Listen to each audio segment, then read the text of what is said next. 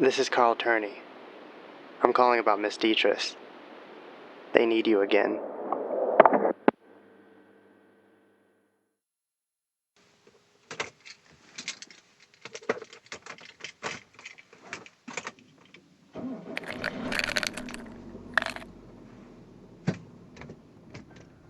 Years. It's been 2 years since I last seen Caitlin Detriss. I haven't got much sleep since. I've been taking every stimulant I could get my hands on to prevent the nightmare from coming back, at least temporarily. I don't know what it was, but this has been making me sick to my stomach. I helped Miss Detriss under palliative care. I felt we had formed a close relationship, but then I don't know, I thought I lost her forever. I left having a huge meltdown when she was at her worst. As a caregiver, I considered it one of my most pathetic moves in my whole career. It made me question why I chose this life path in the first place. Before the night everything went cold, I enjoyed every moment I shared with Miss Detriss. She loved maple candies, and I would sneak them to her long after Sandra started enforcing her new diet. With the way things were looking, a few sweets didn't seem to make a big deal. She suffered from dementia, which often left her confused and aggressive to a point of attacking anyone that came in contact with her. Well, except her granddaughter, Sandra, and me. I'm not exactly sure what separated me from the rest, but Sandra once said that it could have been that my facial features and demeanor resembled her late husband, Harris, who died over a decade ago. And now, they needed me again. I pull to the road, Raker's Drive, a red, muddy clay road contrasted by tall yet hardy pine trees. I see the home of Miss Detriss light my way from further down the road. The car shakes as I hit the bumps I always remembered from the driveway. I park the car, and as I leave, I notice something behind one of the trees. What was that? Was it just a trick from the light? An animal? No. Too tall. I focus in the direction of the tree, trying to make it out. What is... Paul? I almost snapped my neck from being surprised by a familiar voice. Paul Rontler? The one and only. How you been, Sandra? To be honest, I've been better. We all have been better.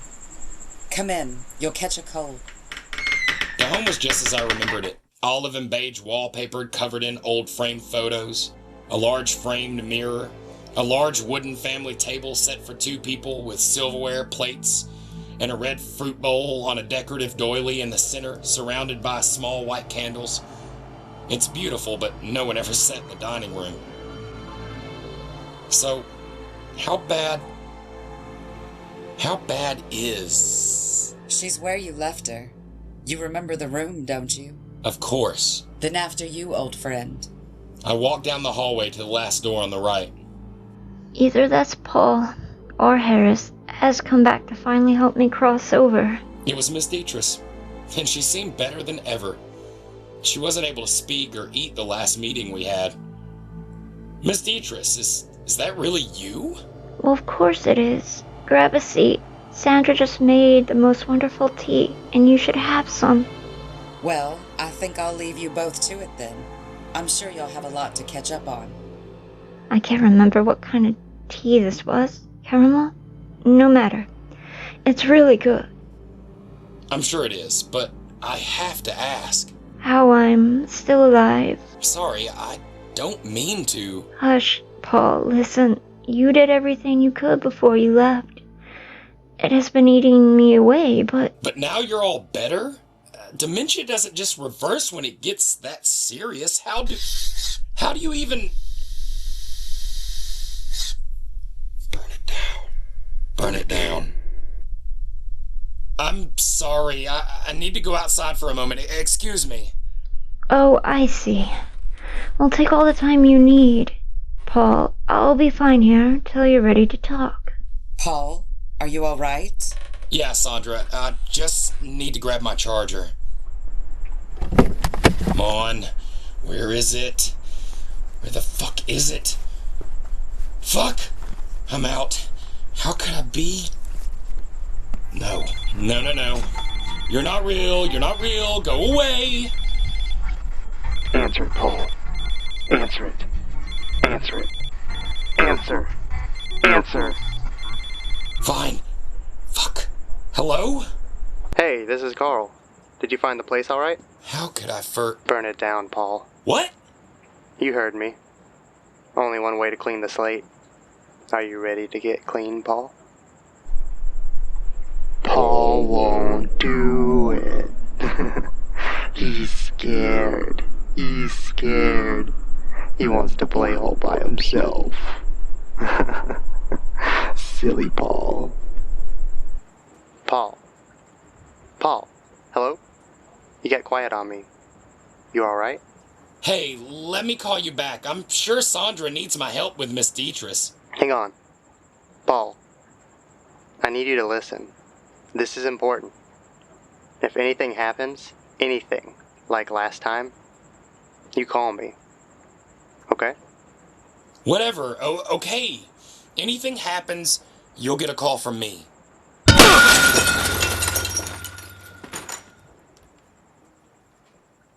I come back to with an agonizing headache. But as I try to move, I notice I'm bound to a chair. Tight knot, huh? Sandra, what are you doing? Cut these off! She can't do that, Paul. We don't need you running off. Not before we finish this once and for all. Miss Detriss, you're sick, okay? You need to take your pills. Haha, see? I told you he wouldn't get it. Easy, Sandra. I'm sure this is overwhelming for him. Let's help him remember. What are you talking about? You remember how you left me, correct, Paul? You left me like a coward when you saw me rotting in my own insanity. A blabbling mess of aggravation and confusion. You assumed that curtain call was around the corner, but look at me now.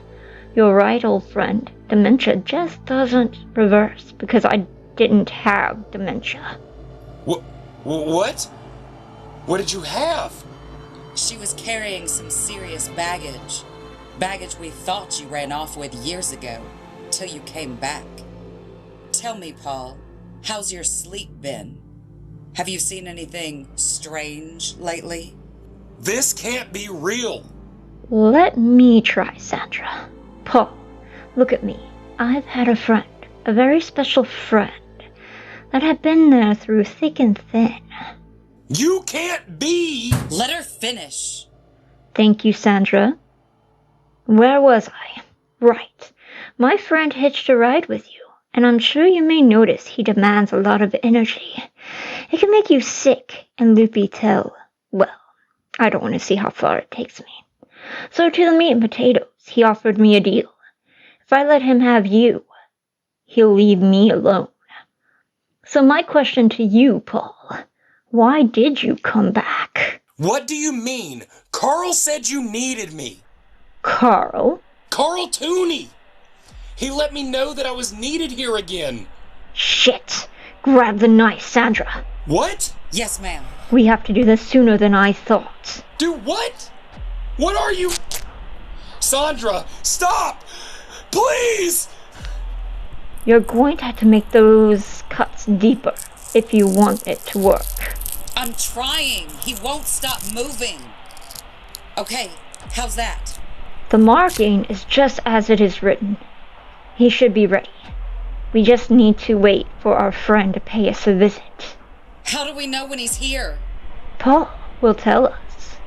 Do you see him? Do you hear him? Look around the room, in the mirror, behind me, the window. Leave no spot unchecked. What was that? Get ready to jab that blade into his chest when it takes over. I'm ready. What the fuck? I feel a deep, rumbling rage building in the pit of my stomach. It feels like magma trying to crawl out of my throat. My streaming arms and legs twist, contorting, and changing form.